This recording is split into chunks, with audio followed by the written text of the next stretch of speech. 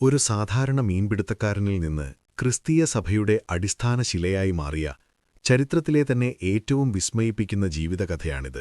ഭയം കാരണം സ്വന്തം ഗുരുവിനെ തള്ളിപ്പറഞ്ഞ അതേ മനുഷ്യൻ പിന്നീട് അതേ ഗുരുവിനുവേണ്ടി ധീരമായി രക്തസാക്ഷിത്വം വരിച്ച കഥ.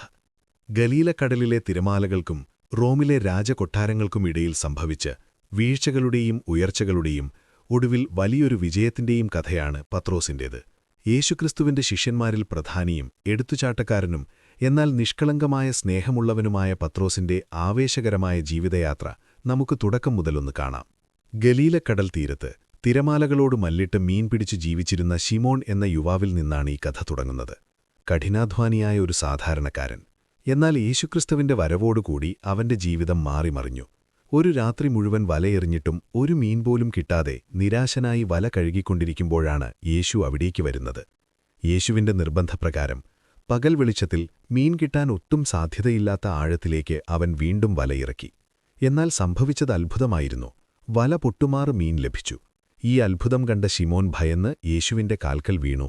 "കർത്താവേ, ഞാൻ പാപിയായ മനുഷ്യനാണ്, എന്നെ വിട്ടുപോകണമേ" എന്ന് പറഞ്ഞു. എന്നാൽ യേശു അവനെ ചേർത്തുപിടിച്ചു. "ഭയപ്പെടേണ്ട, ഇനി മുതൽ നീ മനുഷ്യരെ പിടിക്കുന്നവനാകും" എന്നു പറഞ്ഞു. ആ നിമിഷം വള്ളവും വലയും ഉപേക്ഷിച്ച് അവൻ യേശുവിനെ അനുഗമിച്ചു. ശിമോൻ എന്ന മീൻപിടുത്തക്കാരൻ അവിടെ അവസാനിക്കുകയും പത്രോസ് എന്ന ശിഷ്യൻ ജനിക്കുകയും ചെയ്തു. യേശുവിന്റെ കൂടെയുള്ള യാത്രയിൽ പത്രോസ് എപ്പോഴും മുന്നിലുണ്ടായിരുന്നു. ഒരിക്കൽ ശിഷ്യന്മാർ വള്ളത്തിൽ യാത്ര ചെയ്യുമ്പോൾ യേശു കടലിനു മീതെ നടന്നുവരുന്നത് അവർ കണ്ടു. പേടിച്ചുപോയ ശിഷ്യന്മാരോട് "ഇത് ഞാനാണ്" എന്ന് യേശു പറഞ്ഞപ്പോൾ, "കർത്താവേ, അത് നീയാണെങ്കിൽ ഞാനും വെള്ളത്തിനു മീതെ നടക്കാൻ കൽപ്പിച്ചാലും" എന്ന് പത്രോസ് വിളിച്ചു പറഞ്ഞു. അങ്ങനെ വെള്ളത്തിനു മീതെ നടന്ന ചരിത്രത്തിലെ ഏക മനുഷ്യനായി പത്രോസ് മാറി. എന്നാൽ പെട്ടെന്ന് കാറ്റും തിരയും കണ്ടപ്പോൾ അവൻ ഭയന്നു. വെള്ളത്തിൽ മുങ്ങിപ്പോകാൻ തുടങ്ങി. "കർത്താവേ, എന്നെ രക്ഷിക്കണമേ" എന്നവൻ നിലവിളിച്ചു. അപ്പോൾ തന്നെ യേശു കൈ നീട്ടി അവനെ പിടിച്ചു. വിശ്വാസത്തിനും സംശയത്തിനുമിടയിലുള്ള മനുഷ്യന്റെ പോരാട്ടമായിരുന്നു ആ നിമിഷം. പത്രോസിന്റെ ഈ എടുത്തുചാട്ടവും പിന്നീട് പതറുന്ന സ്വഭാവവും അവന്റെ ജീവിതത്തിലുടനീളം നമുക്ക് കാണാം. യേശു ആരാണെന്നുള്ള വലിയ വെളിപ്പാട് ലഭിച്ചതും പത്രോസിനാണ്. "ഞാൻ ആരാണെന്നാണ് നിങ്ങൾ പറയുന്നത്" എന്ന യേശുവിന്റെ ചോദ്യത്തിന് മറ്റു ശിഷ്യന്മാർ മടിച്ചു നിന്നപ്പോൾ പത്രോസ് ഉറക്കെ വിളിച്ചു പറഞ്ഞു, "നീ ജീവനുള്ള ദൈവത്തിന്റെ പുത്രനായ ക്രിസ്തുവാകുന്നു." ഈ മറുപടി കേട്ട യേശു അവനെ അനുഗ്രഹിച്ചു. "നീ പത്രോസ് അഥവാ പാറയാകുന്നു. ഈ പാറമേൽ ഞാൻ എന്റെ സഭയെ പണിയും" എന്ന് യേശു വാഗ്ദാനം നൽകി. എന്നാൽ തൊട്ടുപിന്നാലെ യേശു തന്റെ മരണത്തെക്കുറിച്ച് സംസാരിച്ചപ്പോൾ സ്നേഹം കൊണ്ട് പത്രോസ് യേശുവിനെ തടയാൻ ശ്രമിച്ചു. ദൈവത്തിന്റെ പദ്ധതി മനസ്സിലാക്കാതെ മാനുഷികമായി ചിന്തിച്ച പത്രോസിനെ യേശു ശാസിക്കുന്നതും നാം കാണുന്നു. പത്രോസ് ഒരു വശത്ത് വലിയ വിശ്വാസിയും മറുവശത്ത് സാധാരണ മനുഷ്യനെപ്പോലെ തെറ്റുകൾ പറ്റുന്നവനുമായിരുന്നു. യേശുവിന്റെ മരണത്തോടടുത്ത സമയങ്ങൾ പത്രോസിന്റെ ജീവിതത്തിലെ ഏറ്റവും നിർണായകമായ ഘട്ടങ്ങളായിരുന്നു. അന്ത്യത്താഴ സമയത്ത് യേശു ശിഷ്യന്മാരുടെ കാലുകൾ കഴുകാൻ തുടങ്ങിയപ്പോൾ "നീ എന്റെ കാൽ കഴുകരുത്" എന്ന് പത്രോസ് തടഞ്ഞു. "എന്നാൽ കഴുകാഞ്ഞാൽ നിനക്കെന്നോട് ഓഹരിയില്ല" എന്ന് യേശു പറഞ്ഞപ്പോൾ "എങ്കിൽ എന്റെ കാൽ മാത്രമല്ല, കൈകളും തലയും കഴുകണമേ" എന്ന് പറഞ്ഞ് അവൻ കീഴടങ്ങി. ആ സന്ദർഭത്തിൽ "എല്ലാവരും നിന്നെ വിട്ടുപോയാലും ഞാൻ പോകില്ല, നിനക്ക് വേണ്ടി മരിക്കാനും ഞാൻ തയ്യാറാണ്" എന്ന് പത്രോസ് വീരവാദം മുഴങ്ങി. എന്നാൽ കോഴി കൂകും മുൻപ് "നീ 3 തവണ എന്നെ തള്ളിപ്പറയുമെന്ന്" യേശു പ്രവചിച്ചു. അത് പത്രോസിന് വിശ്വസിക്കാൻ കഴിയാത്ത കാര്യമായിരുന്നു. ഗെത്സമനെ തോട്ടത്തിൽ വെച്ച് പട്ടാളക്കാർ യേശുവിനെ പിടിക്കാൻ വന്നപ്പോൾ തന്റെ ഗുരുവിനെ തൊടാൻ സമ്മതിക്കില്ല എന്ന വാശിയോടെ പത്രോസ് വാളൂരി. മഹാപുരോഹിതന്റെ ഭൃത്യനായ മൽക്കോസിന്റെ ചെവി അവൻ വെട്ടിമാറ്റി. എന്നാൽ യേശു അവനെ തടഞ്ഞു. "വാളെടുക്കുന്നവൻ വാളാൽ നശിക്കും" എന്നു പറഞ്ഞ് ആ ഭൃത്യന്റെ ചെവി സൗഖ്യമാക്കി. പത്രോസിനത് വലിയൊരു പാഠമായിരുന്നു. ദൈവരാജ്യം വാളുകൊണ്ടല്ല, സ്നേഹം കൊണ്ടാണ് നേടേണ്ടത് എന്നവൻ പഠിച്ചു. എന്നാൽ യേശു പിടിക്കപ്പെട്ടതോടെ പത്രോസിന്റെ ധൈര്യം ചോർന്നുപോയി. അവൻ ദൂരെയായി യേശുവിനെ അനുഗമിച്ചു.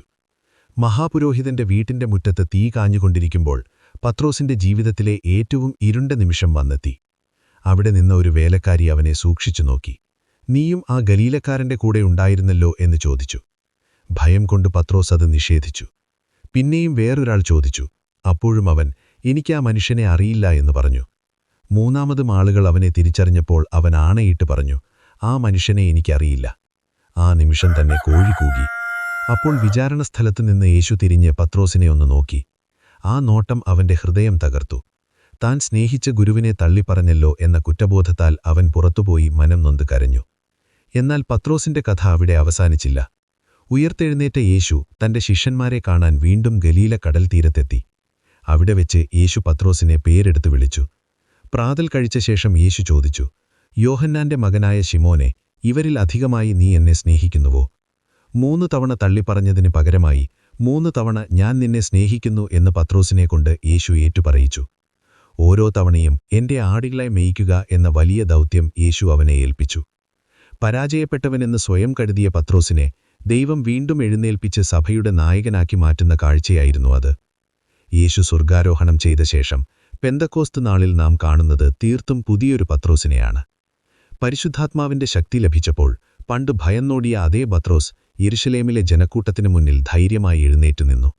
യേശുവിനെക്കുറിച്ചുള്ള അവന്റെ പ്രസംഗം കേട്ട് അന്ന് 3000-ഓളം പേർ സ്നാപമേറ്റു. ഭീരുവിൽ നിന്ന് ധീരനിലേക്കുള്ള ആ മാറ്റം അത്ഭുതാവഹമായിരുന്നു. പിന്നീട് ദേവാലയ വാതിൽക്കൽ വെച്ച് ജന്മനാ മുടന്തനായ മനുഷ്യനോട് നസ്രായനായ യേശുവിന്റെ നാമത്തിൽ നടക്ക് എന്ന് പറഞ്ഞ് പത്രോസ് അവനെ സൗഖ്യമാക്കി. പത്രോസിന്റെ നിഴൽ വീണാൽ പോലും രോഗികൾ സൗഖ്യമാകുന്ന തരത്തിൽ ദൈവശക്തി അവനിലൂടെ വ്യാപിച്ചു. സുവിശേഷം യഹൂദന്മാർക്ക് മാത്രമല്ല, ലോകത്തിലെ എല്ലാ ജനങ്ങൾക്കും അവകാശപ്പെട്ടതാണെന്ന് ദൈവം വെളിപ്പെടുത്തിയത് പത്രോസിലൂടെയാണ്. കൊർണേലിയോസ് എന്ന റോമൻ ഉദ്യോഗസ്ഥന്റെ വീട്ടിലേക്ക് പോകാൻ ദൈവം പത്രോസിനൊരു ദർശനം നൽകി. ദൈവം മുഖപക്ഷം നോക്കുന്നില്ലെന്നും എല്ലാ ജനങ്ങളിലും ദൈവത്തെ ഭയപ്പെടുന്നവർക്ക് രക്ഷയുണ്ടെന്നും പത്രോസ് ലോകത്തോട് വിളിച്ചു പറഞ്ഞു. അങ്ങനെ ക്രിസ്തീയ സഭയുടെ വാതിലുകൾ ലോകമെമ്പാടുമുള്ള ജനങ്ങൾക്കായി തുറക്കപ്പെട്ടു. ഇതിനിടയിൽ ഹേരോദ് രാജാവ് പത്രോസിനെ ജയിലിൽ അടച്ചു. 2 കാവൽക്കാരുടെ നടുവിൽ ചങ്ങലകളാൽ ബന്ധിക്കപ്പെട്ട് കിടക്കുമ്പോഴും പത്രോസ് ശാന്തമായി ഉറങ്ങുകയായിരുന്നു. അന്ന് രാത്രി കർത്താവിന്റെ ദൂതൻ വന്ന് ചങ്ങലകൾ അഴിച്ച് അവനെ അത്ഭുതകരമായി ജയിലിൽ നിന്ന് മോചിപ്പിച്ചു. പത്രോസിന്റെ ജീവിതയാത്ര അവസാനിക്കുന്നത് റോമിലാണ്. നീറോ ചക്രവർത്തി ക്രിസ്ത്യാനികളെ ക്രൂരമായി വേട്ടയാടിയിരുന്ന കാലം. പത്രോസ് പിടിക്കപ്പെടുകയും വധശിക്ഷയ്ക്ക് വിധിക്കപ്പെടുകയും ചെയ്തു. കുരിശിൽ തറച്ചുള്ള മരണമായിരുന്നു വിധി.